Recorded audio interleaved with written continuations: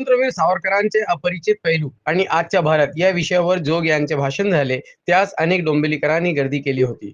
सावरकरांना इंग्रज घाबरत होते या संदर्भातील भारतात आणि परदेशात घडलेले अनेक प्रसंग जोग यांनी विशुद्ध करून सांगितले. त्यात डोंबिवलीकरांनी उत्स्फूर्त प्रतिसाद दिला. सावरकरांच्या मार्सेलच्या समुद्रातील उडीनंतर फ्रेंच सरकारने सावरकरांना इंग्रजांच्या ताब्यात दिल्याने त्यांच्या देशात प्रचंड रोषाला सामोरे जावे लागले. त्यातूनच सरकारविरुद्ध असंतोषाची ठिणगी पडली आणि तत्कालीन फ्रान्स सत्ताधारी पक्ष पराभूत झाल्याचा इतिहास अक्षयजोग यांनी उलगडून सांगितलं. हे ऐकताना श्रोते मंत्रमुग्ध झाले होते. सावरकर उद्यानात झालेल्या या कार्यक्रमात भाजपचे महाराष्ट्र प्रदेश कार्यकारी अध्यक्ष रवींद्र चव्हाण, भाजप अनुसूचित जाती मोर्चा प्रदेश महामंत्री शशिकांत कांबळे, भाजप जिल्हाध्यक्ष नंदू परब, भाजप डोंबिवली ग्रामीण मंडळ अध्यक्ष मनीषाताई राणे, भाजप डोंबिवली पश्चिम मंडळ अध्यक्ष प्रियाताई जोशी, डोंबिवली पूर्व मंडळ अध्यक्ष मितेश पेणकर, डोंबिवली पश्चिम मंडळ अध्यक्ष पवन पाटील, ज्येष्ठ नगरसेवक राहुल दामले, पप्पू म्हात्रे, निलेश म्हात्रे, विनोद काळन, माजी नगरसेविका खुशबूताई चौधरी,